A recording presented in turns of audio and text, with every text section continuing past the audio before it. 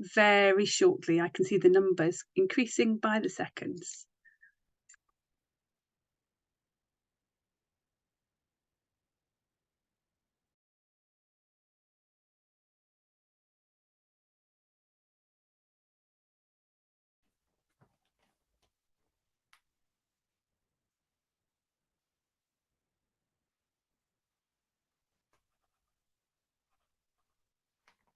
Thanks, Jack, for saying hello in the chat whilst we're all waiting for our guests to arrive. And we are expecting over 280 people have signed up for this morning's session. So please do say hello in the chat.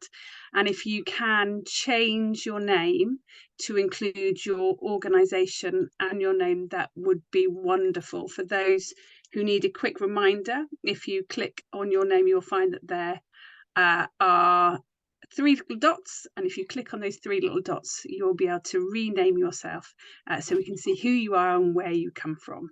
And we'll be starting very shortly. It's lovely to see everybody.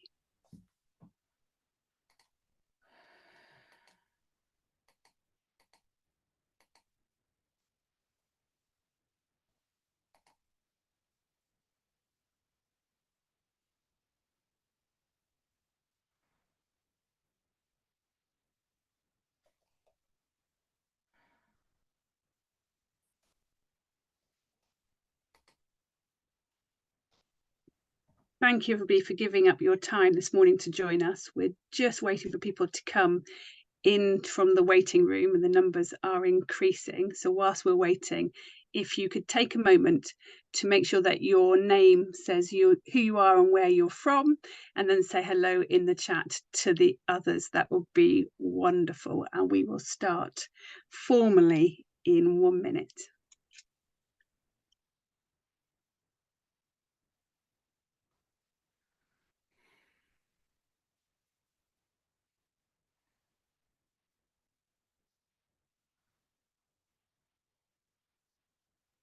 It's lovely to see so many people, names I recognise and names that I don't. It's wonderful that we've all come together to find out the findings from the Everyone's Environment work.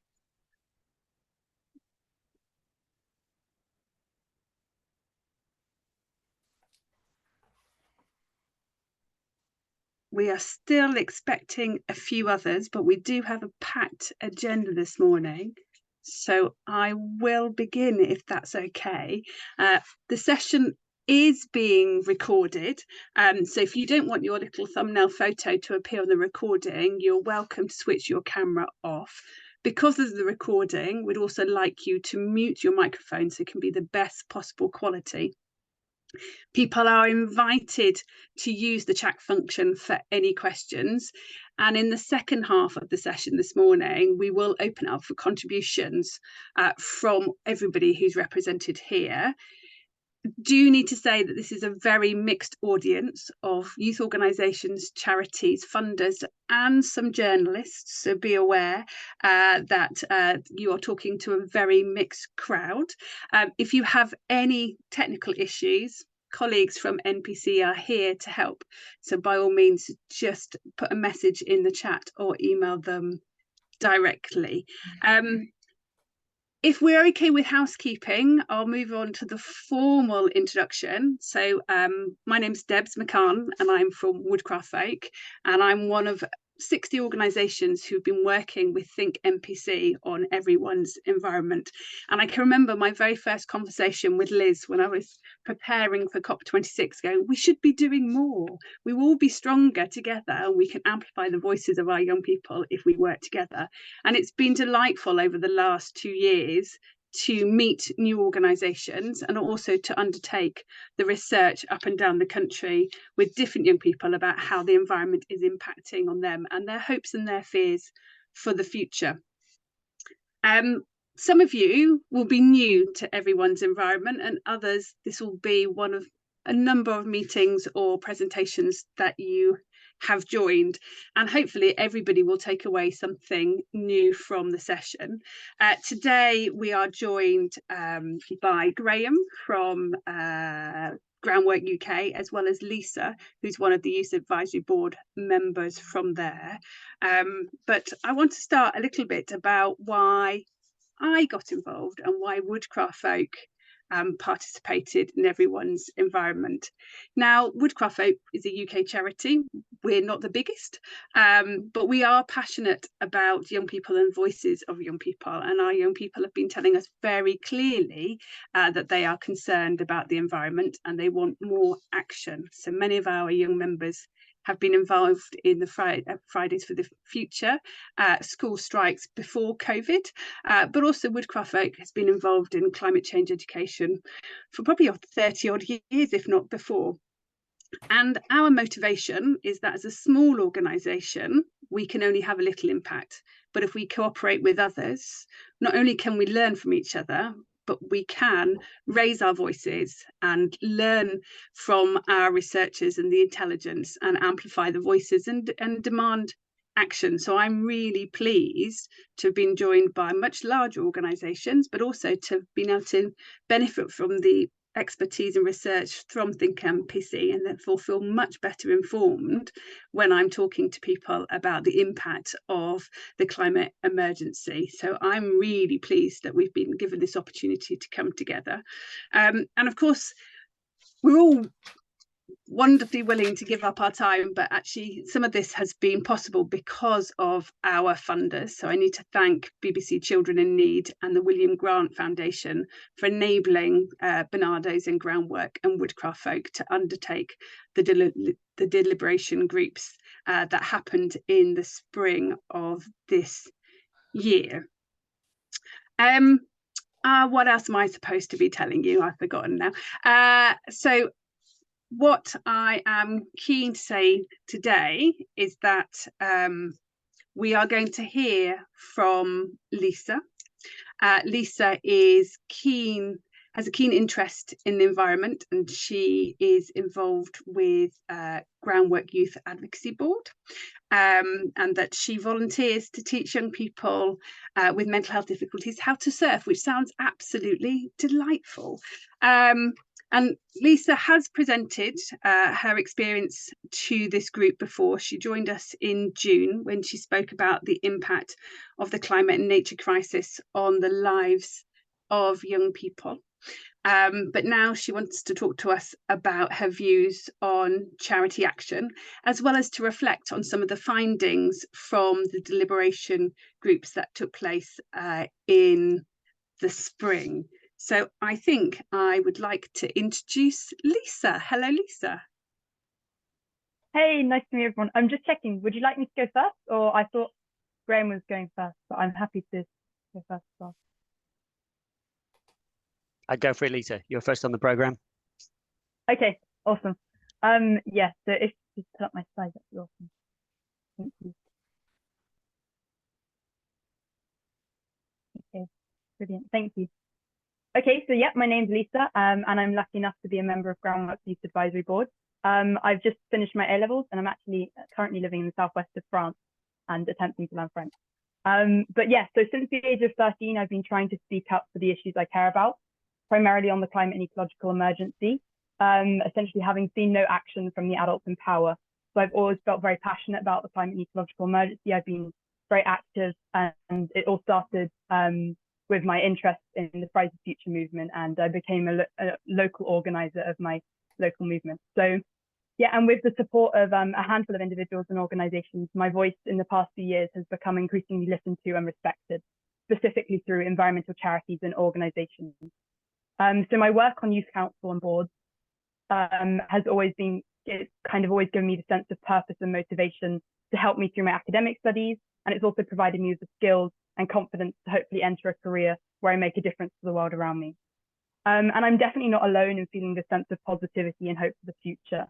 However, eco-anxiety, habitat and species loss, rising sea levels and water pollution are just some examples of how my life and lifestyle has been changed by the climate and nature crisis. And I say that as someone who is in a very relatively privileged position. And the report clearly highlights that the climate impacts are not equal, and that those who are already suffering the most, young people who are already in more disadvantaged positions, will be hit the hardest by the effects of the climate crisis. So focusing specifically on the report, I just wanted to thank all the organisations and individuals involved in working on putting together such a comprehensive and eye-opening report. This work is really important, and with so many attendees today, it's actually incredibly reassuring and provides me with hope that organisations are open and willing to push for action and change. So to start off, a significant takeaway from the report for me personally was the shared acknowledgement of the threat climate change poses to green and blue spaces. With the accelerating nature of the mental health crisis among young people in the UK, I believe that access to biodiverse nature is more important than ever, as highlighted by the report. So similarly, not being able to spend time in a green space or exercise in an area rich in biodiversity is not only vital for our mental and physical well-being, but can also help develop that vital connection between young people and nature that can later lead to more nature-friendly choices and overall awareness of the world around you, a mindset which is vital to tackle the climate emergency. And all this is threatened by flooding, wildfires, and erosion, to name a few. Our generation enters the workforce with a heightened sense of responsibility and pressure. The report emphasizes the concerns of young people as to the security of their careers and their awareness of choosing jobs that don't harm the planet. And this is a view that I strongly share and something that has been at the forefront of my mind throughout the last years of my studies and regarding my choices of further studies. However, I think what is clearest from the report is that young people aren't asking for a new shiny world or unattainable lifestyles. Simply and plainly, our wish is to live normal lives that aren't threatened by climate change. We want to be able to spend time in accessible green space, to have an impactful career and lead healthy lifestyles and live in affordable housing. Next slide, please. Government plays an incredibly important role in shaping not only the current lives of people, but also our futures, and especially for young people whose futures are most vulnerable to change through government action or inaction. What the government decides to do or not do, therefore, affects us most. The frustration I feel at government inaction on areas relating to climate change, like renewable energy and green jobs, is shared by most other young people, an issue that we care so much about but has seen little meaningful response from those in power, only makes us feel ignored and insignificant. Next slide, please. And in light of the government's recent net zero U-turns and overall ignoring of the severity and time-sensitive nature of the climate crisis, the significance of the role charities and organisations like those here today can play in taking action can be seen as even more important. But charities need to be bolder and braver. My current role on the Youth Council of one of the charities I volunteer for is to push for bolder campaigns sooner. A careful and soft approach is not able to stand up against the force of the crisis facing us. The climate crisis will not wait. And alongside campaigning and advocacy, charities can play such an important role in changing the lives of young people. From supporting us to develop skills and access green jobs, or to encouraging increased access to outdoor space, whatever your organisation can offer, young people want charities to step up and play their role. Next slide, please. And this is the final and most important call for action from today. Include youth voice within your internal structures as a priority. It's being done by many, but not enough. There are many different ways and forms this may take, having a young trustee, a focus group of your own, a youth advisory board, or a youth council. And from my experience, young people offer new, creative, and bold perspectives within organisations, and therefore should be actively included in these conversations. When we are listened to or given responsibilities, trusted with important information, or asked for advice and opinions, we gain energy and confidence. So help support young people to learn the skills and don't overlook the role young people can play in helping shape decisions. Hopefully, many of you will go away after today and start to implement changes or projects and campaigns off the back of these findings from the Youth Deliberation Group. But I implore you to do it with a sense of urgency and priority. You asked for our opinions, our concerns, and our recommendations. You have listened, and now it's time to go and create that change. Thank you for your time and your work. I really appreciate the opportunity to speak today. Thank you. Thank you, Lisa. That was really beautifully articulated and shared with the team here. I know you're staying with us throughout the session and that there will be questions later. Lisa is not alone. there are many young people, and it was wonderful during the deliberation groups to talk to young people of all ages, some of which were only 8 and 9 and others in their early 20s, who were all asking for more action, being able to share the concerns, whether or not they were around housing or rivers, or whether or not they were around transport or their future careers.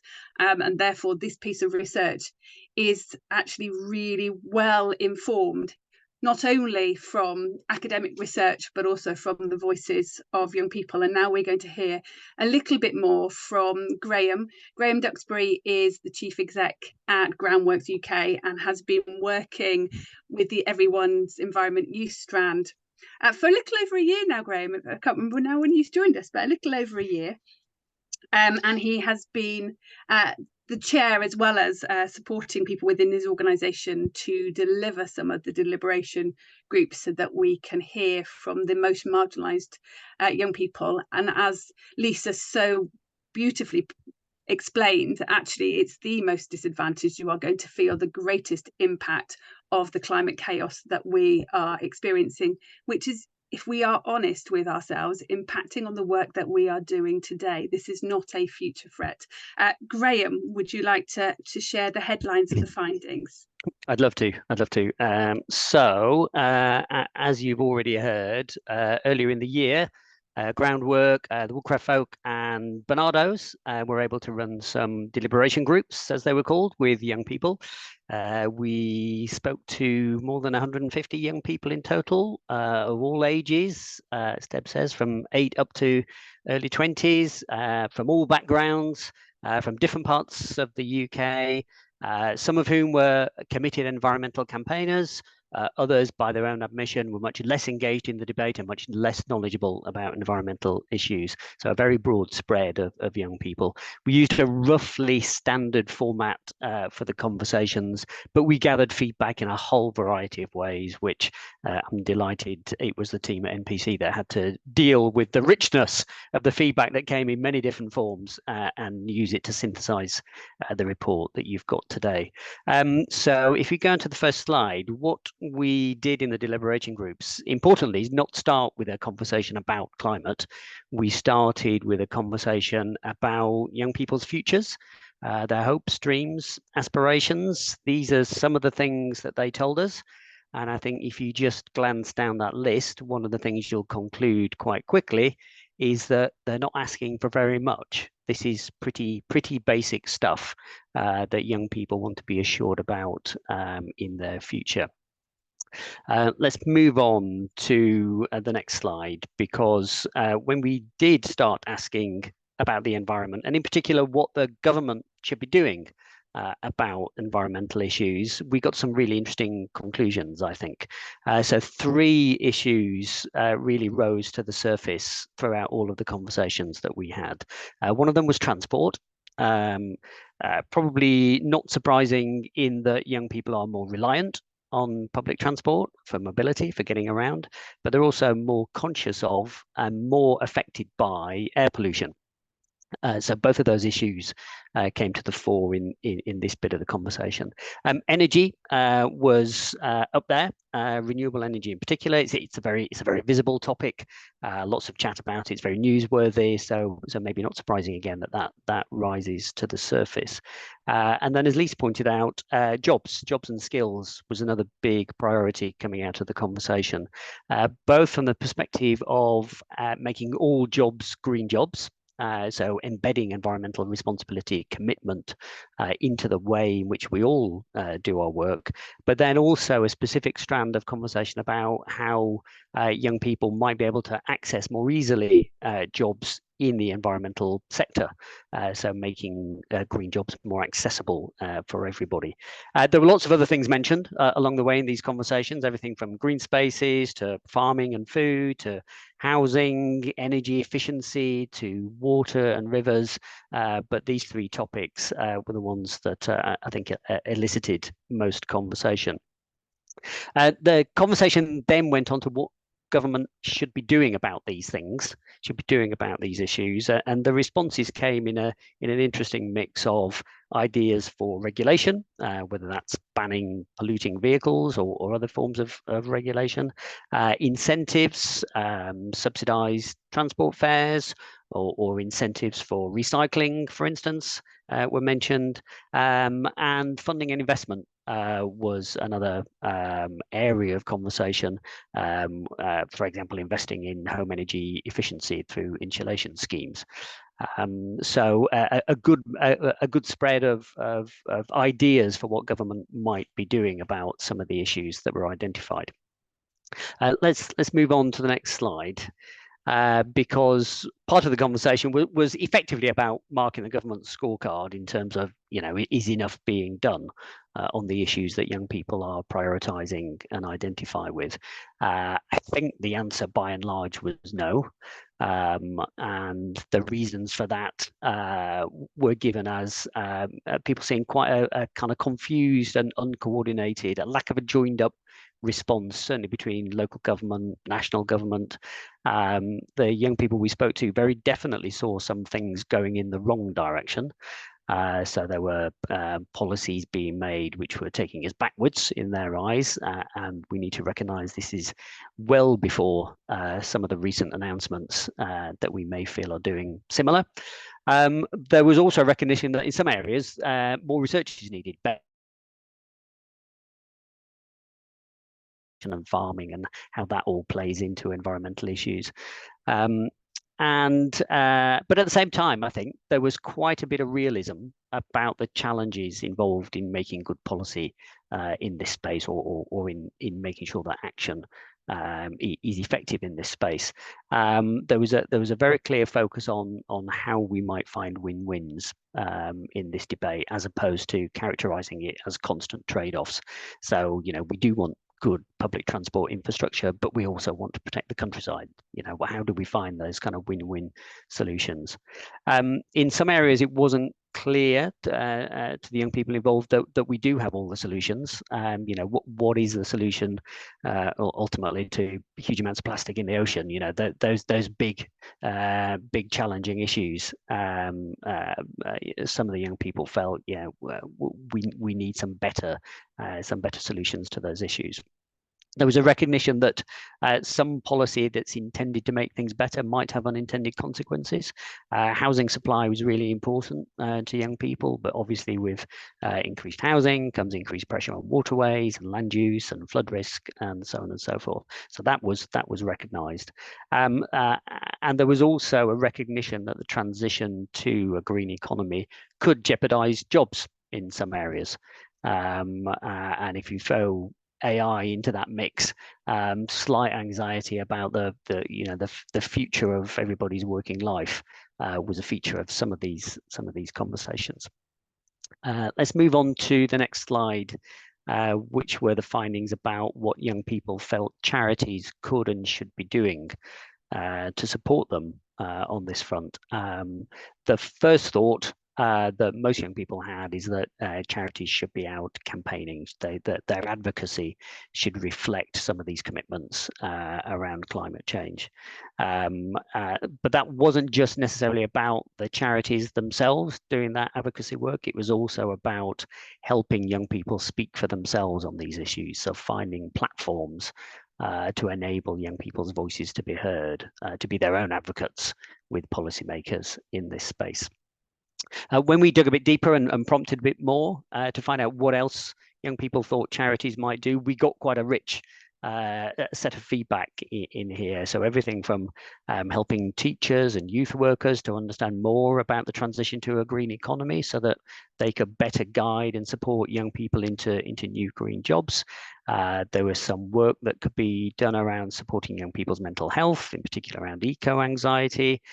Charities could help young people get outside, could help young people get around in terms of travel, and could help break down barriers so that the environment clearly is accessible to everybody, no matter what their background.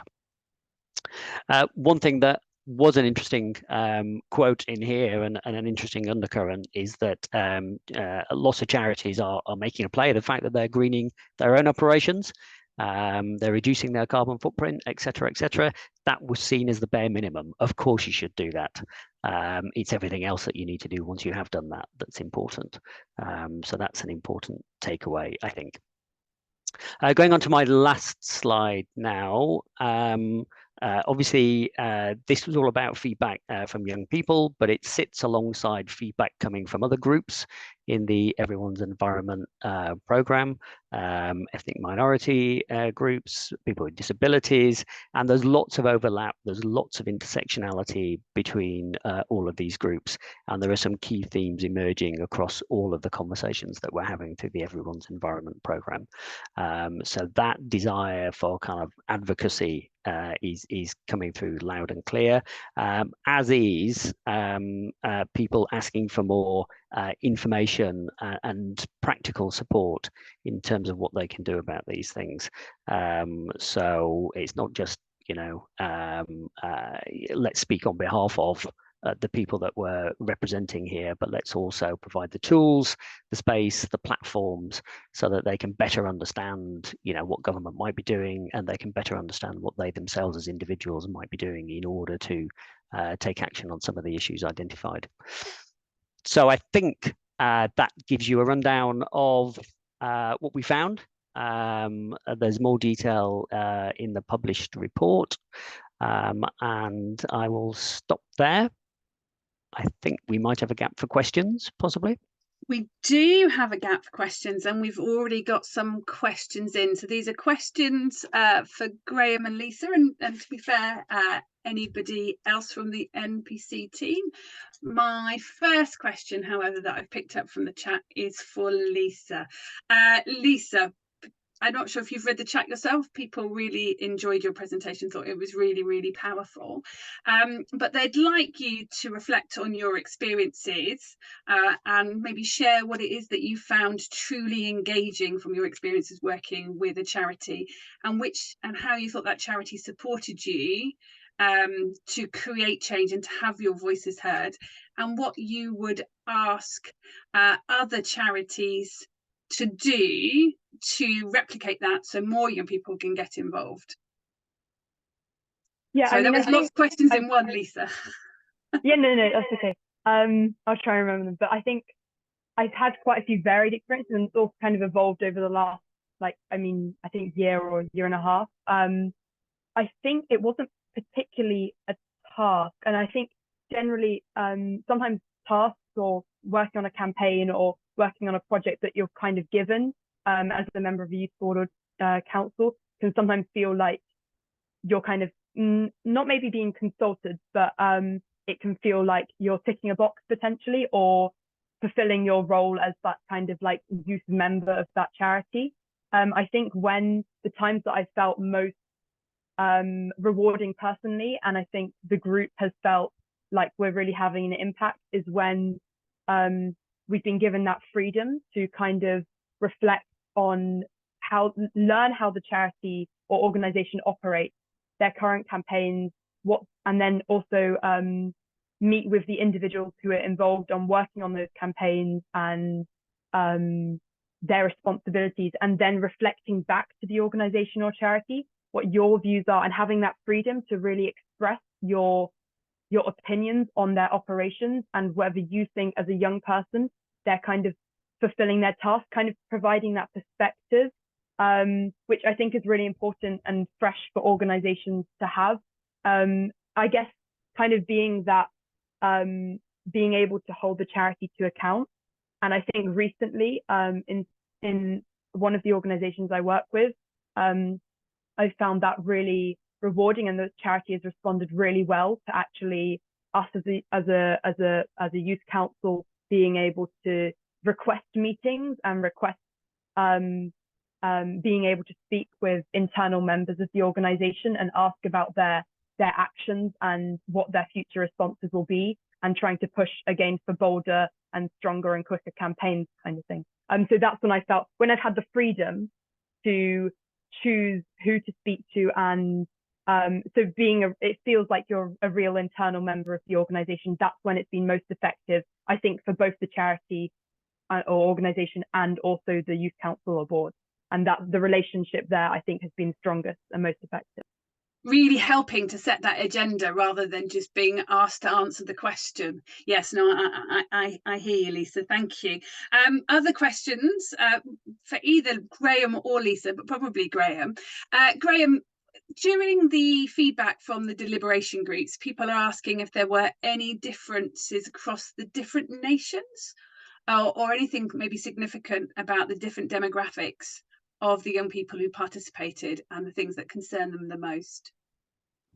I'd probably say that actually there was a large degree of consistency, which I think was interesting, but around the nations and around the age groups. Obviously, you know, older young people were more concerned about the economic stuff and the routes into jobs, but there were, you know, real commonalities around access to green space and the kind of natural environment elements of the whole thing. One of the things that I think is clear is that where there's a backdrop of devolved policy making, that formed a backdrop to some of the conversations. So certainly in Scotland, things like low emission zones in Glasgow and Edinburgh and deposit return schemes are kind of different things going on in Scotland. Yeah. So yeah, those would have been the main differences, I think. Excellent, thank you. And Graham, there's also a question here about how Groundwork is embedding the findings of the deliberation groups and the strategy. And I have to say, we only finished the last deliberation group at the end of April, so it's still very fresh. Do you feel able to say? Well, yeah, I'll talk about Groundwork all day if you let me. So interestingly, we've just come to the end of a process to agree our latest federation strategy, and one of the things that's been occurrent in our conversations inside the organisation has been the need to demonstrate the relevance of the environmental conversation to a whole host of different kinds of people with different kind of starting points and different levels of understanding. So for us, this connection between kind of social justice issues and environmental justice issues is really, really important. That kind of just transition type space. We've had people like Lisa supporting us on our youth advisory board for a number of years. So this conversation about making sure that young people get a say in the way we think about what we do and in the issues that we're focusing on is not new for us, but certainly I think the deliberation group findings will give us some rich new content that we can then feed into those conversations. Thank you, Graham. And there's another question for Lisa about the charities and organisations that you've worked with, Lisa. There's a question about if this has been environmentally focused charities so far, and a question about what you think other maybe more socially focused charities should be doing about the environmental and climate crisis. I mean, in my opinion, well, I've worked with obviously Groundwork. It crosses both branches there, but and to be fair, I think obviously social justice and social issues are environmental issues and vice versa. So I think the environmental issues will always intersect with social issues, and therefore as a social justice organization you have a responsibility to also respond to and adapt to or react to the environmental and nature crisis. And I think often maybe in your operations, you'll find that they already interlink potentially, and young people will definitely want to be involved. I mean, the young people I know and work with, we're all very passionate about social issues alongside environmental issues. But often if you're passionate about social issues, you'll also have an interest in environmental issues. So I think it will naturally happen that you'll want to open up that conversation to environmental issues. Thank you, Lisa. Thank you, Lisa. There's some other questions here about whether or not the research will help funders be bolder in supporting campaigning organisations. Lisa, when you spoke earlier, you talked about wanting organisations to be bolder and stronger in their messages. I mean, the this is a question, I suppose, for both you and Graham. Do you think the research will help with that? I mean, I have to say, watching the media over the last couple of days, compared when we were doing these in March and April, some have been bolder, but I'm always calling on my trustees to do the same. Do you want me to jump in and try and start that answer? I mean, obviously, we hope it will. One of the things that I think we need to recognise is that the Everyone's Environment programme is plugging a research gap. So there hasn't been a lot of research done around the impact of policy on different groups in society. In fact, one of the original findings is that actually when you do the desk research, there's not a lot of mention of people, full stop, in environmental policy and decision making. So the ability now to understand how the climate and nature crises will impact on different groups, I think will absolutely give funders some new impetus and hopefully, yes, a bit more boldness in terms of demonstrating that environmental solutions are relevant for social issues, that this kind of nexus between the two is an important area in which funders can play. Thanks for that, Graham. I think from my perspective, I find the research really, really helpful, because it gives us some real evidence, not just from the deliberation groups, but the rest of the desk research done by Think NPC, rather than saying we're all concerned about the environment and you should be too because we're all living in it. Actually, to quote some of the impact stats is really, really powerful stuff. Lisa, because you raised it in your initial presentation about supporting charities to be bolder in their campaigns, do you want to say anything about how you think the research might help? Yeah, well, I think especially given the lack of action and also obviously the gap in research, tackling that specific area and looking at how young people are affected by the nature and climate crisis and generally the climate emergency. I think, yeah, especially charities and organizations do hold now a massive responsibility to fill that gap. And I think this research has really shown that, that charities and organizations, when working together, can really play an important role. And I think that kind of approach, also working together, I think when research can be shared between different organizations that maybe have more funding or more capacity for this kind of research or focus groups or whatever, that can then be shared, then it will have an even greater impact and reach even more young people or reach even more people in society. And so I hope that this report firstly paves the way for more kind of work in this area, but also is that also has a big impact and can show funders that it's an important area to look at. And yeah, I hope that more work like this will happen, and it's been really powerful so far. So thank you. And Graham, there was a very direct question for you about any advice that you have for organisations about how to use the research to attract more funding. Well, there's a big question. So I think one of the things that this gives us is direct feedback from the people that we're all here to support in terms of the people that participate in our projects and benefit from our projects. You can't get better evidence as far as most funders are concerned than direct feedback from those people that we exist to serve.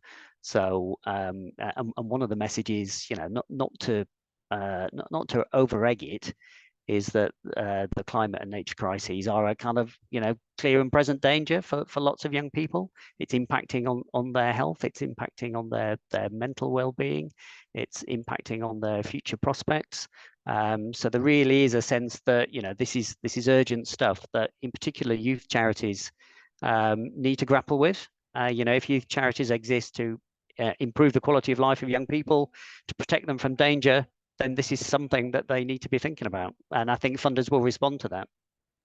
Thank you, Graham. I know all of the young people who participated in the deliberation groups run by Woodcraft folk, which were a mixture of people who participate in regular Woodcraft folk activities, school children who had never engaged in Woodcraft, as well as maybe some of the organisations who participate in some of our residentials. All of them expressed a level of eco-anxiety, and that it is impacting on their mental health today, which brings me a question for Lisa. Lisa, I don't know if there's a question here saying they don't know whether or not it's come up in discussion or whether or not you've ever felt this way, but do you feel that young people maybe are feeling a bit fatigued about being seen as the generation of hope, and are we actually putting too much pressure on young people to support organisations and older generations to find the solutions? Young people have most definitely helped to put this on the agenda for lots of people, but is it too much?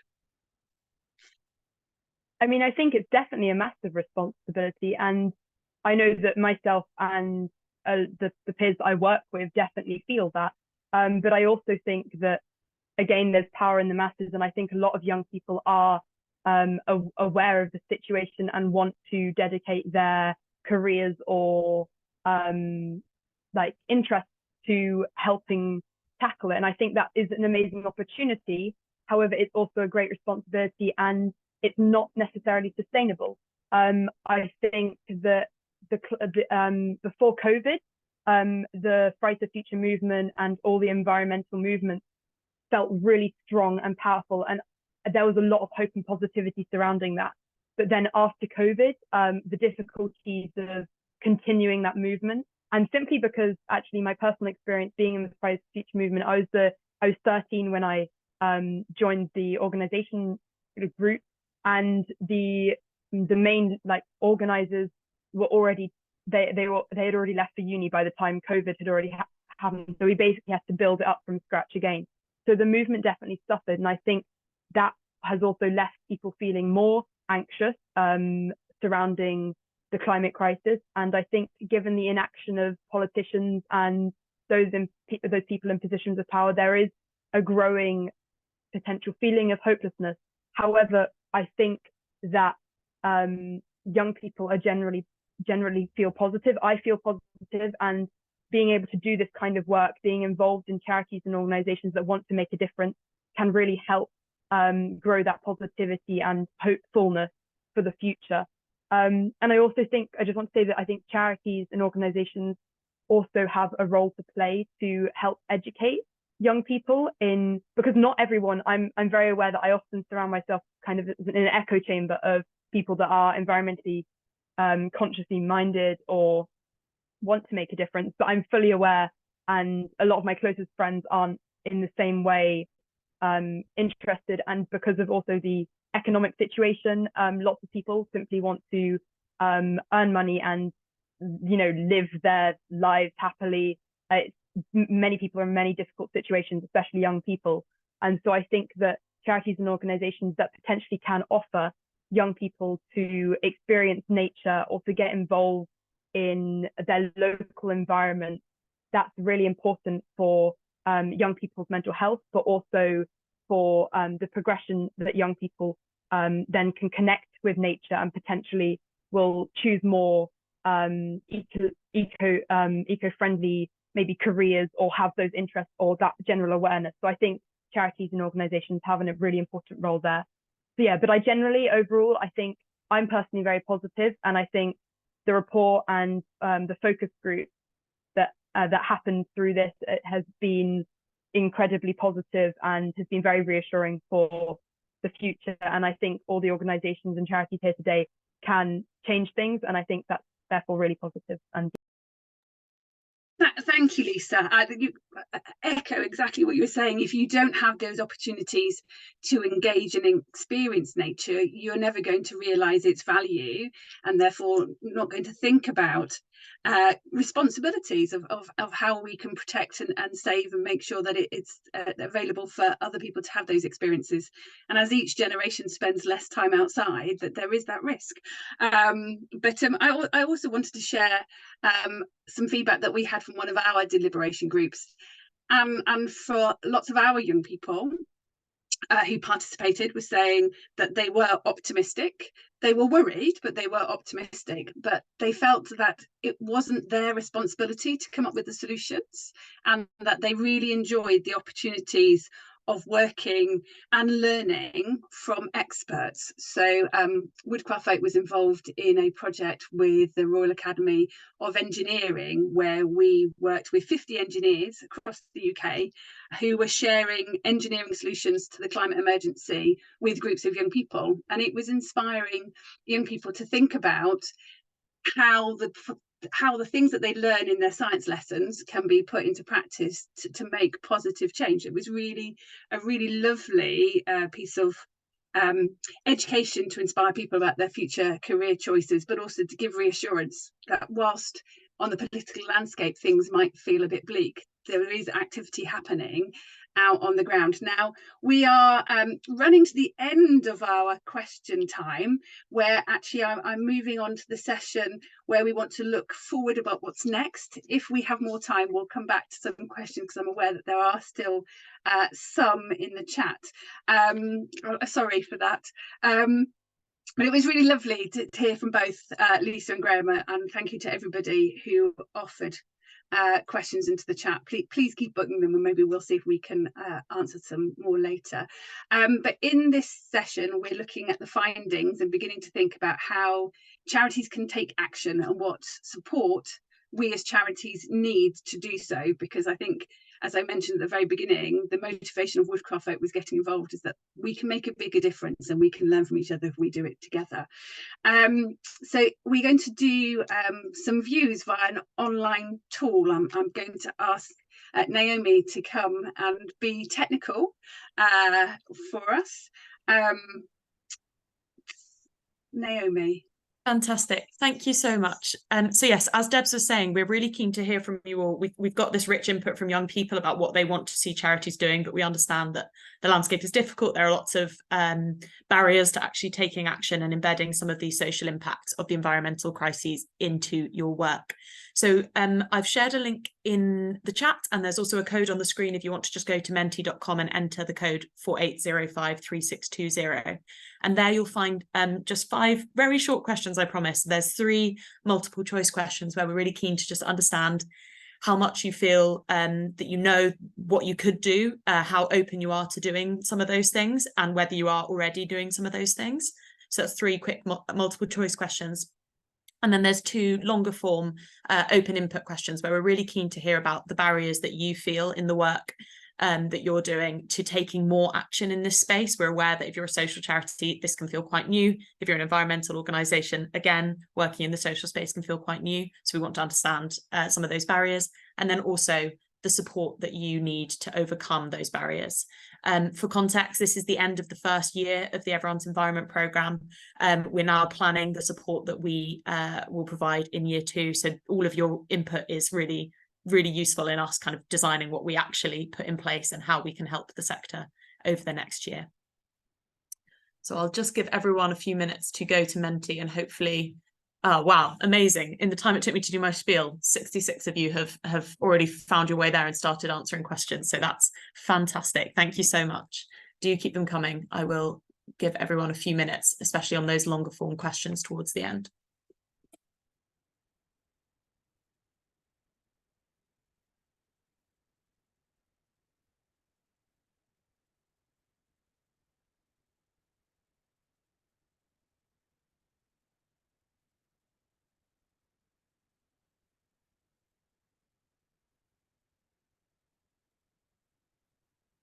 Fantastic.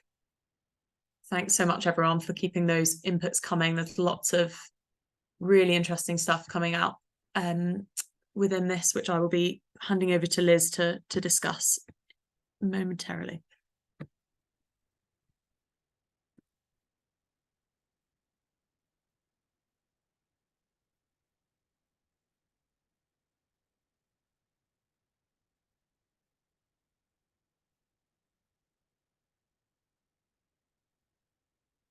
Great.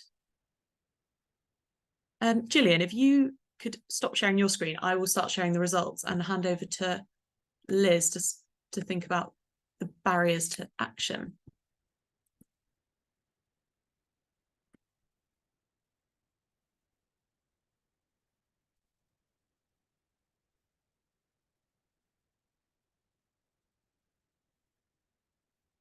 Fantastic. Hopefully everyone can see that. Lovely. Thank you all. So this session is really crucial to us turning our learning into action, and to do that together, as a few have said already this morning, we can create a greater difference together. Let's have a quick look through some of the things that have come up so far, and then we'll go on to have a discussion together about three things really: reflections on the implications of what you've heard this morning for your work, identifying barriers to action, and then what support you might need to overcome. So looking at barriers so far, we've got some comments here about structural issues, funding and support, lots of funding things, systemic and structural barriers, funding, capacity, resources, representation in groups, coordinating. So some really clear themes coming through here about having the time, resources, the capacity, apathy. That's a very honest answer. Thank you so much for that. And the challenges, as it says there, of delivering day to day at the same time. Fantastic. We will digest all of the detail of these findings offline alongside our conversation in a minute. Naomi, let's have a look at some of the other questions before we dig into conversation, so folks can see where we're on the same page. So more focus on partnership, bringing CEOs on board, research, guidance, unsurprisingly, funding, some templates, sort of like how-to kinds of things, facilitated networking. Yeah. More collaboration, being part of groups together, focus on recruitment. A theme in a few here about sort of getting senior people on board. Theme about the funding and the finances. Core funding, yes, always a challenge. Funding and time. Funding time and getting the right people engaged seems to be the theme here. Thank you. Naomi, should we have a quick look at the rest?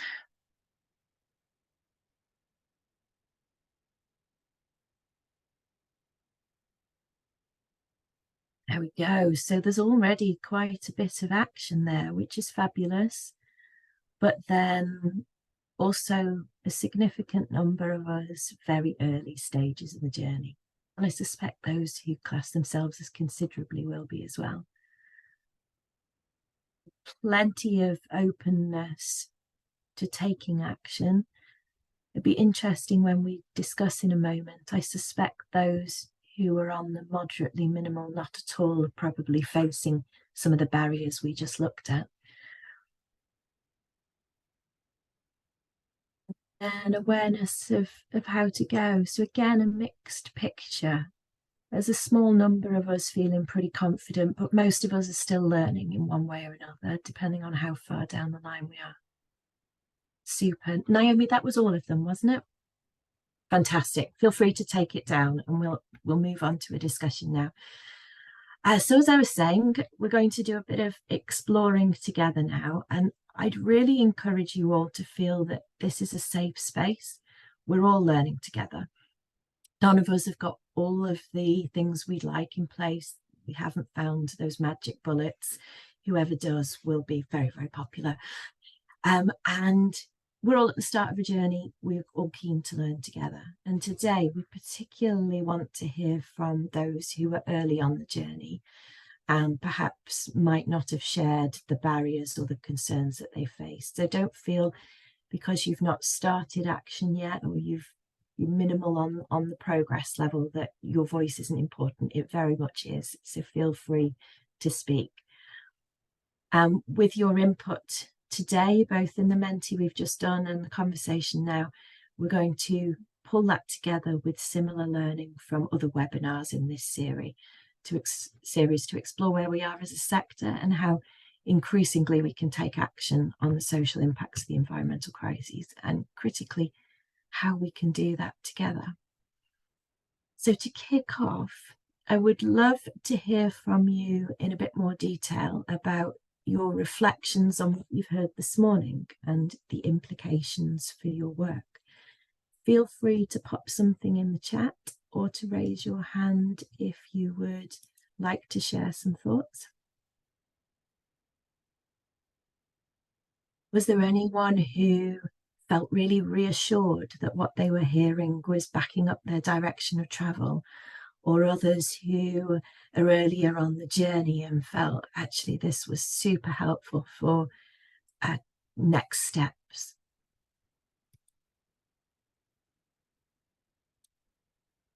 Anyone brave enough to kick us off?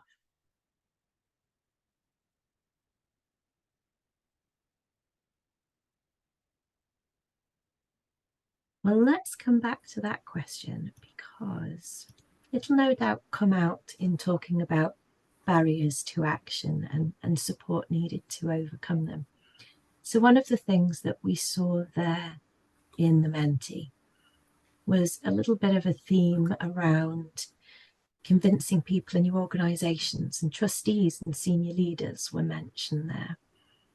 It'd be interesting to hear your thoughts on how big a challenge that is and what kinds of support might help you to bring your senior teams and your boards of trustees along with you. Anyone on that journey now or looking for help in that space?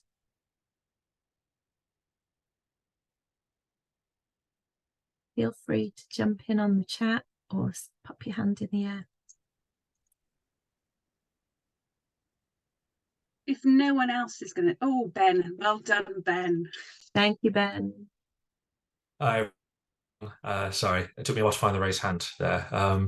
Yeah, so I work for a charity called EFL Trust. So we have a network of 72 charities that link to football clubs across England and Wales. And we're at the moment on this journey around our kind of management and trustees. So we, a couple of years ago, put sort of environmental sustainability as one of our core support funding criteria for our network of charities. So we kind of started the journey. I feel like we, really well placed. Everyone in our network's like, right, we know we need to do this. But I think our challenge is always how to keep that relevant. So I think some of the comments in some of the presentations earlier around it's not just enough to green your operations, for example. I think for us it's the same. It's not just enough to have put this on the agenda and have it in our funding. It's now going, well, how do we keep that live? So for us, with I think what I'm working on at the moment is how do we get senior leaders and trustees who maybe aren't experts, and this isn't in their day-to-day role, that's my job. How do we make sure there's enough information and context like this is fed up, so that rather than saying, right, job done, we're engaging with our charity network on this, we can say, well, where's the new information coming in? How are we keeping abreast of all these objectives?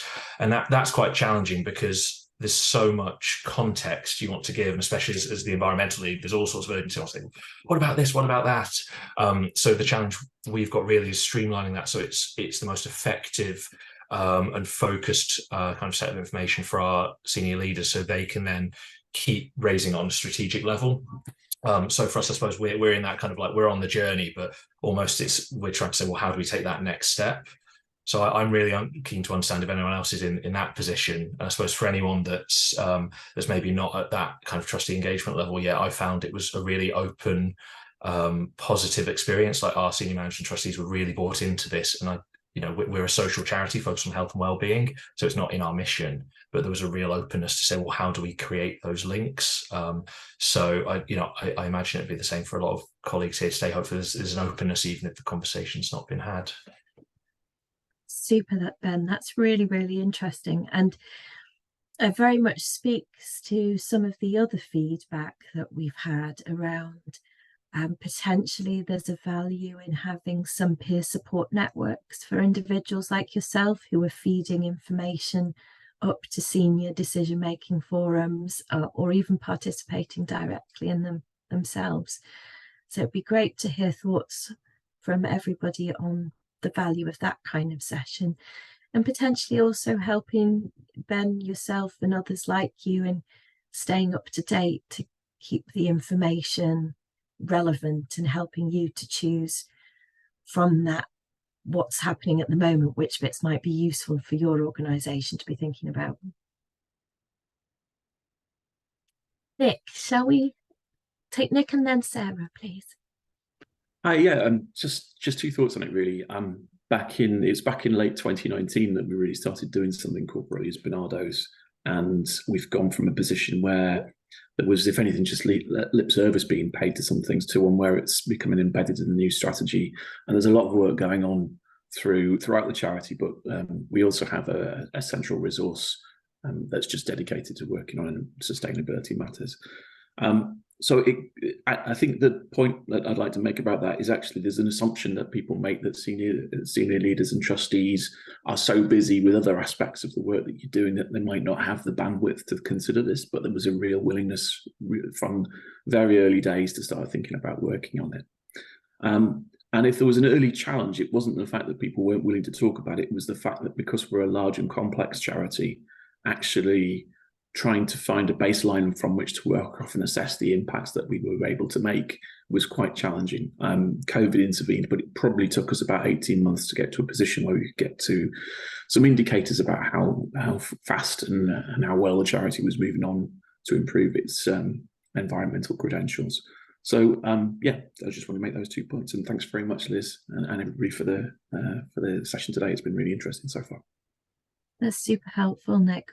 I don't know if it was the same for you guys at Barnardo's, but I've heard elsewhere plenty that there's often a champion or two that kickstart these conversations in organisations. No doubt all of you will self-identify as that champion on this call today, but that when setting it up to be a slightly more formal recognised role or group can often be the point that things supercharge and stuff starts to happen.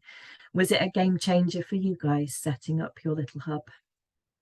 I think it was, and as you say, it was a few of us that got together early doors, but they were from all across charity. So it was from the retail side and from the side that works directly with children and other parts as well. It wasn't hard to find people.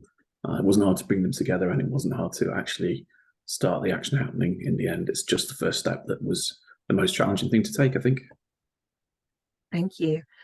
And whilst it's not easy to find people interested, it sounds from the feedback we're getting, finding the capacity and the resources to make that happen is the next challenge on the journey. So perhaps turn our thoughts to that after hearing from Sarah. Yes, well, I am somebody on the senior teams. I just thought just mention that, yeah, so I work at a children's mental health charity, and so we've had it started off as a green group that's now become an ESG group that's been going for about 3 or 4 years now, and you know, it's great. We've got people from across the organisation join. I think one of the biggest challenges we have is not buy-in. It is something that was raised, I think, in the Menti comments about capacity, because a lot of our staff are service delivery, mental health professionals working in schools, delivering mental health support. So for them to try and find time outside of that to actually come and join a meeting about anything else is difficult.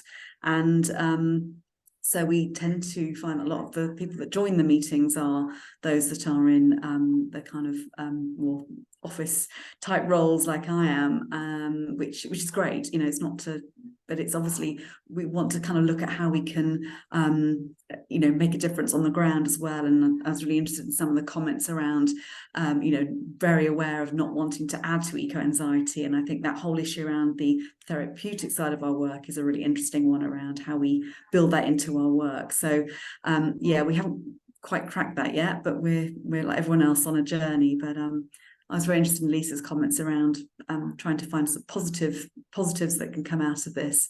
So that's obviously something we need to really think about as we kind of go forward with this journey. Absolutely. One of the things that we've heard elsewhere quite commonly is the desire for help in how to embed environmental issues into your strategy if you're not an environmental organisation. It rather sounds like that's where you are at the moment. Do you sort of also see that as a tricky space where some help would be useful?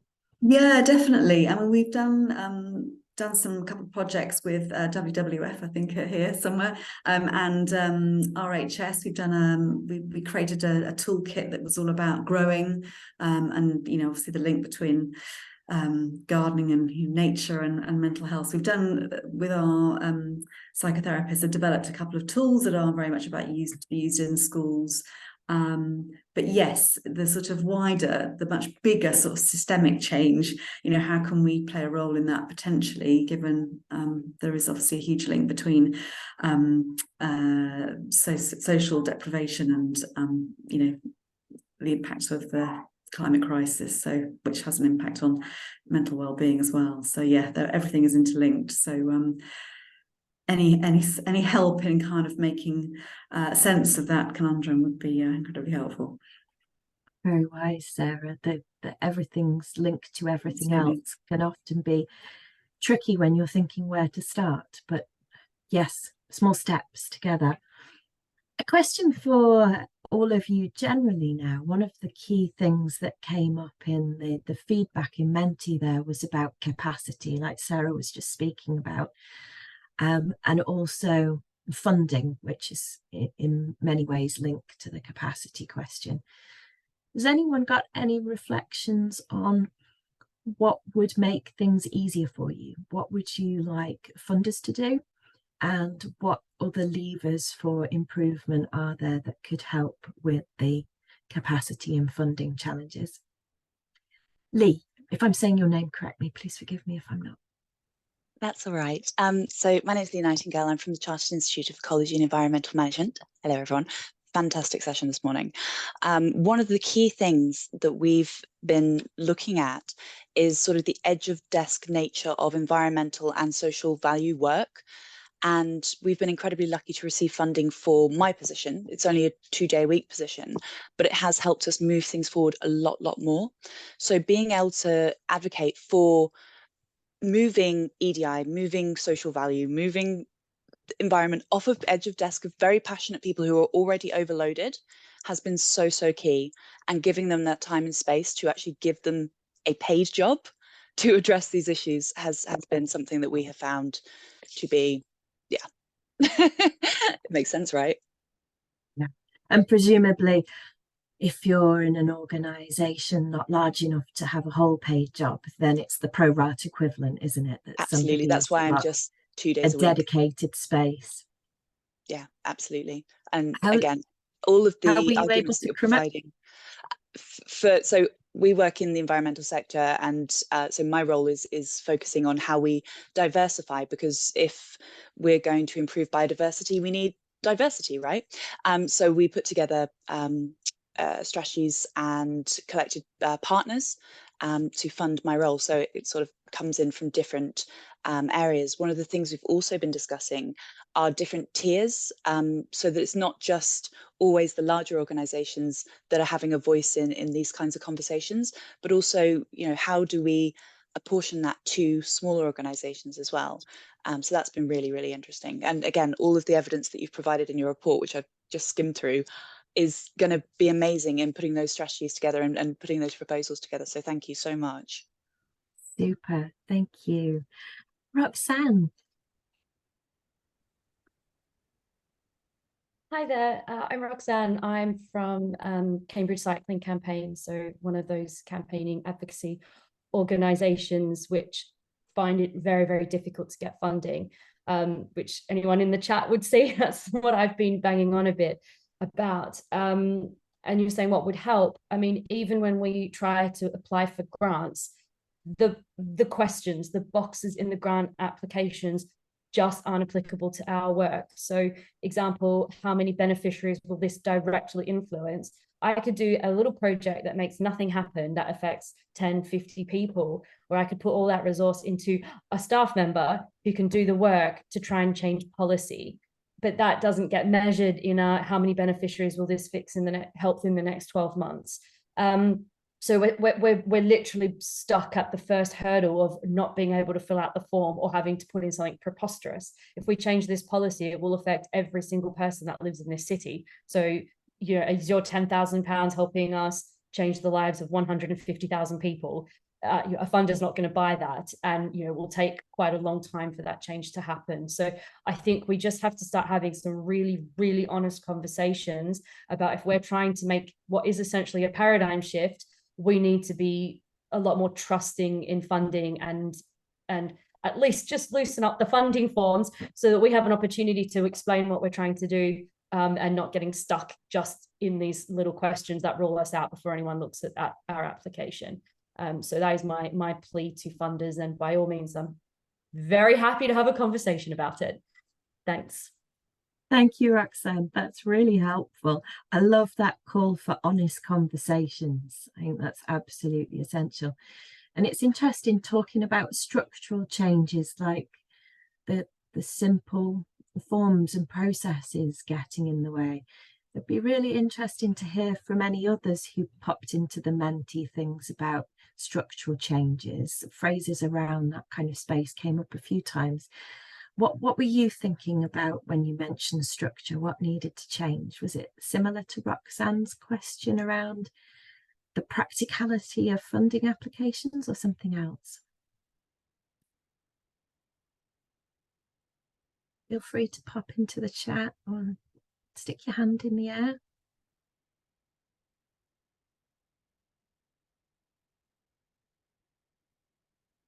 Charlie.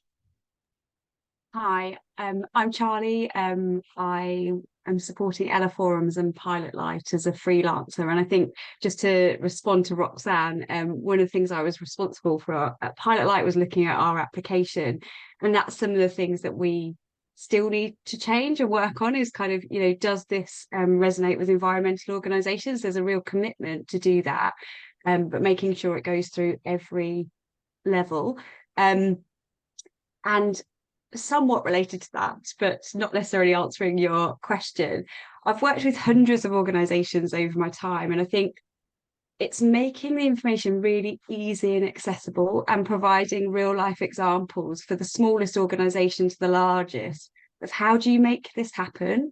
So how do we have those conversations at board, or how do I articulate the impact, the relationship and that intersectionality of the environment and social issues? Because I was just doing a quick search, like, is there an easy diagram that's going to easily show that for me, that's going to help me articulate that?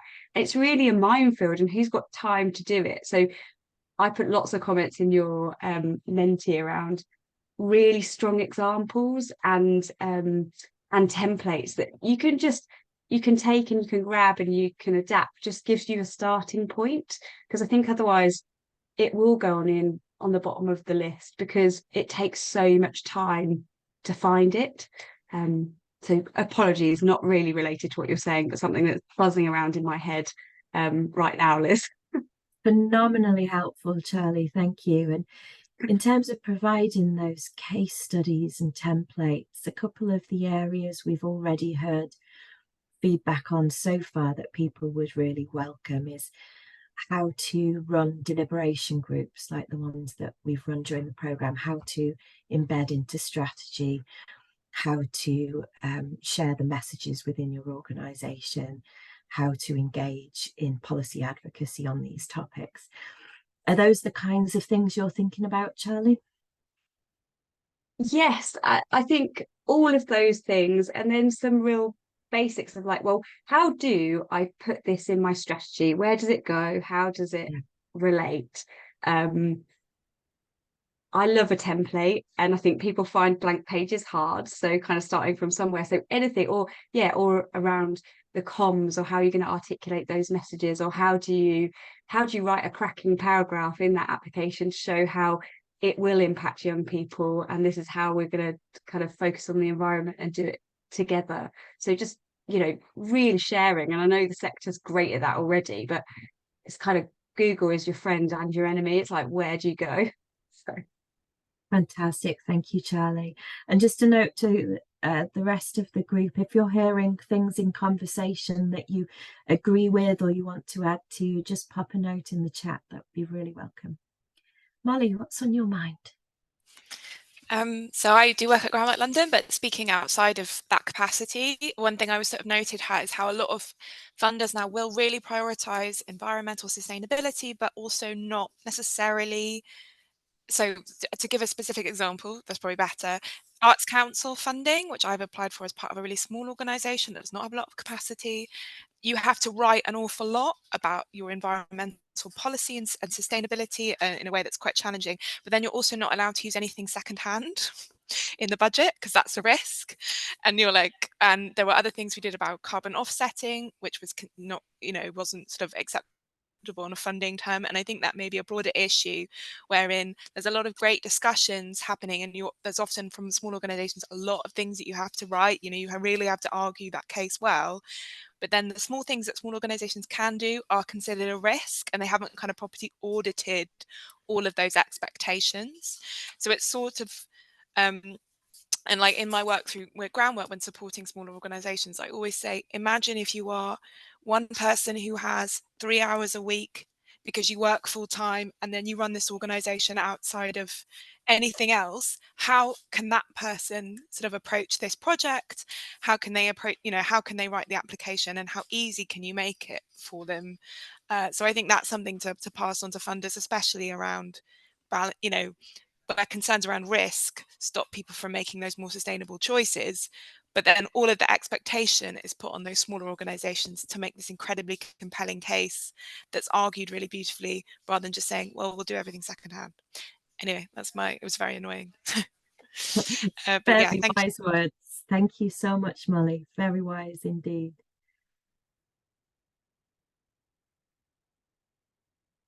Anything else that we've not touched upon yet that you think is a major challenge and barrier, or you've got ideas for what support would really help you supercharge taking action on the social impacts of the environmental crises?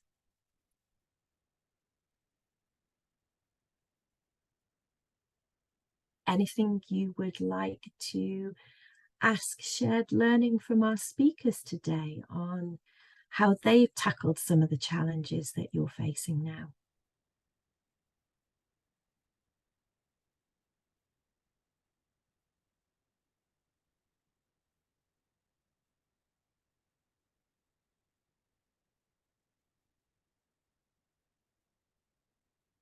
It's very interesting that in the sessions we run like this is always the part where ideas are a little less forthcoming. And I wonder what the reason is behind that. Does it feel uncomfortable to speak out when you know there's more than 100 people on the call? Is it because you just don't know where to start? Barbara, maybe you have a thought on that, or maybe you had something else. Let me unmute myself. Hello. Hello. Hello. Obviously, I've been listening, and I'm trying to say things in a way that's positive and constructive as well.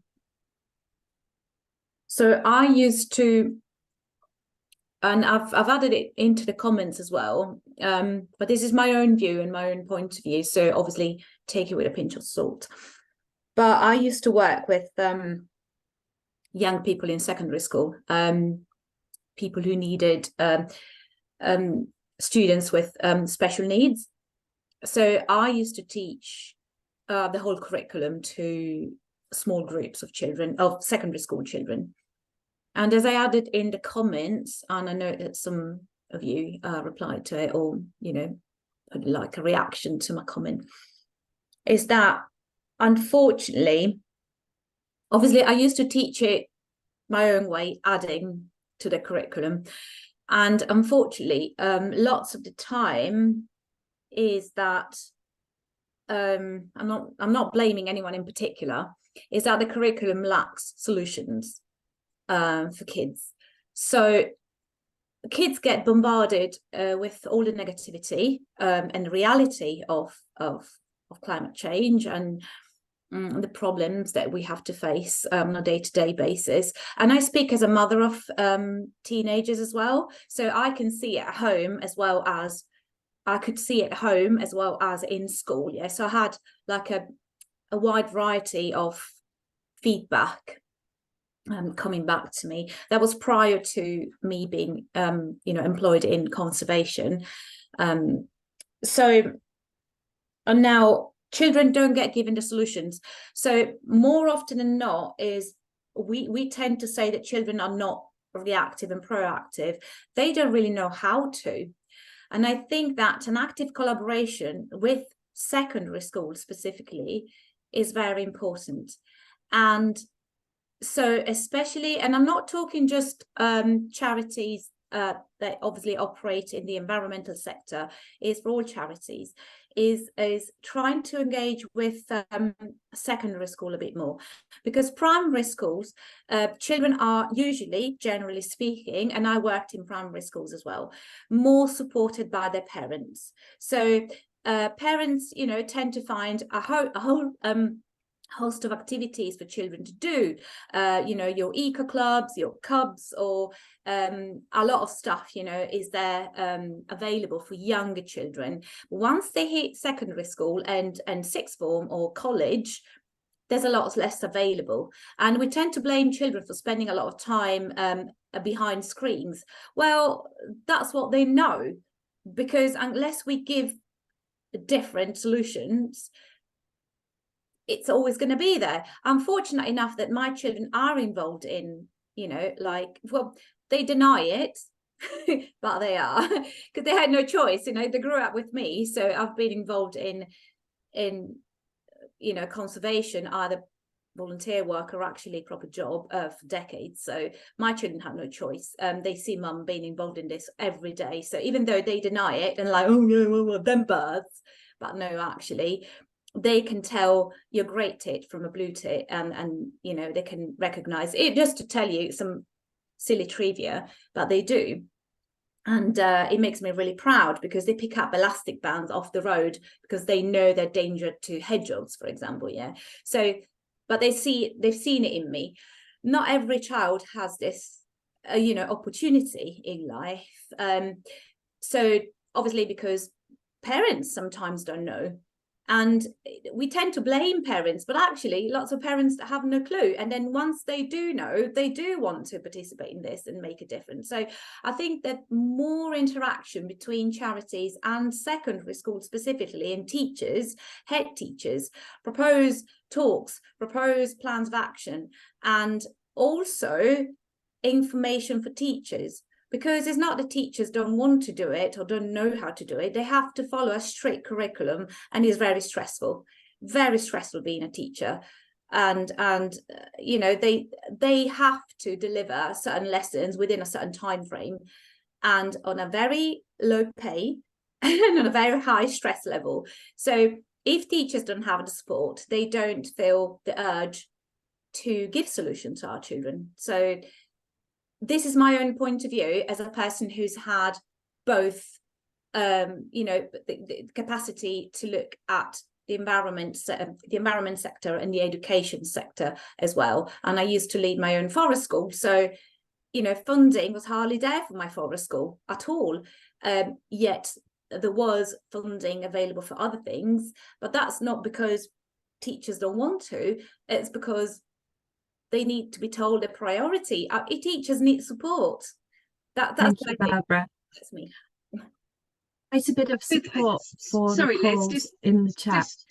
Just to come in terms of in the chat, there's lots of talk about that need to collaborate across sectors, which is one of Barbara's points, bringing together environmental organisations, youth organisations, schools, funders, researchers.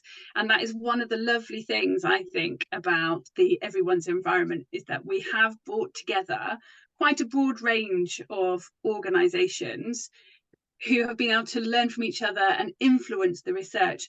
And today we're just talking about the research from a young person's perspective, but everyone's environment, as you'll hear very shortly, has also been looking at other groups, say disabled people and older people, and the impact on the environment, the environmental crisis is having on those groups too.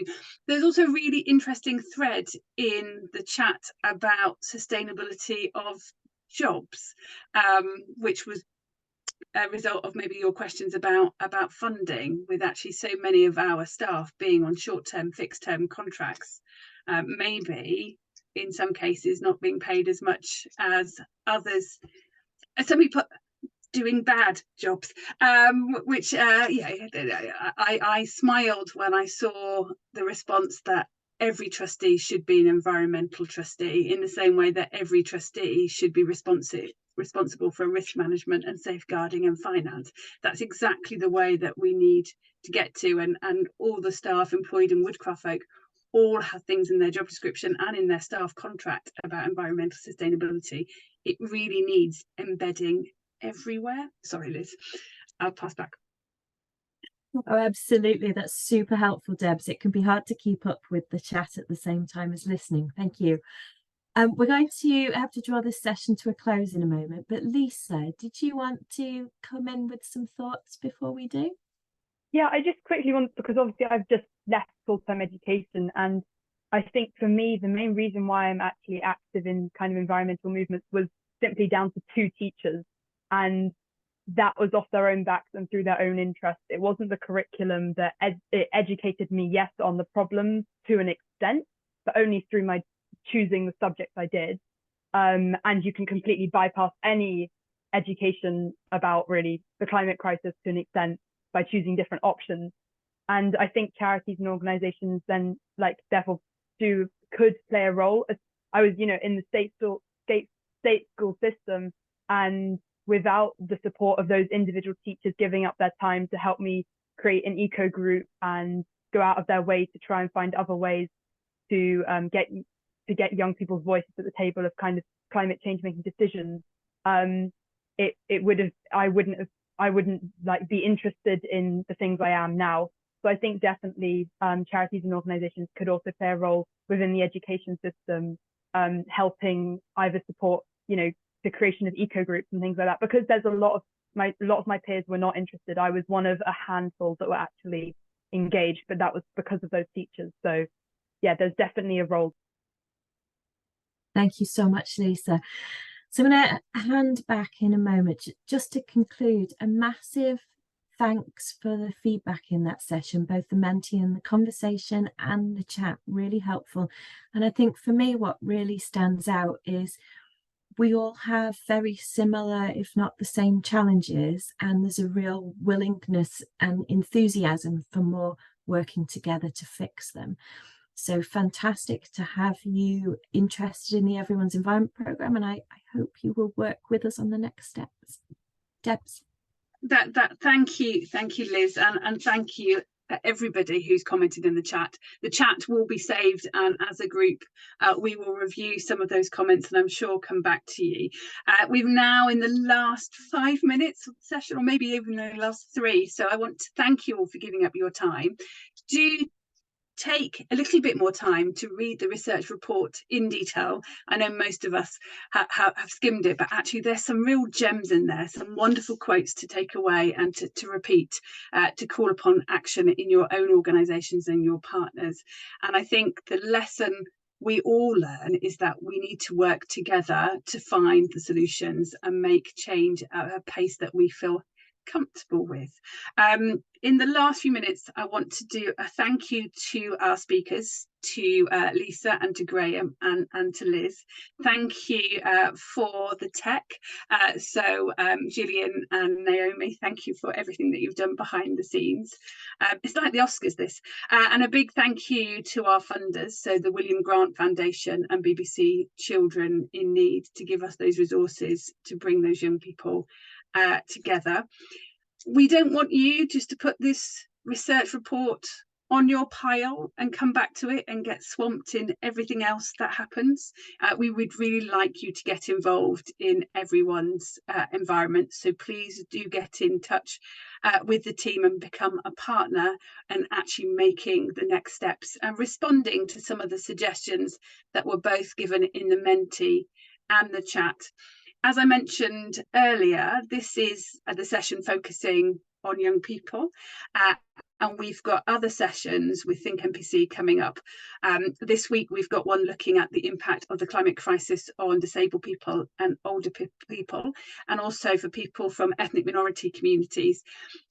The differences are very, very similar, actually, although the research has been slightly different. But do come and join those to see how all of the environmental crisis is impacting and will impact far more greatly on those who are already disadvantaged in our communities.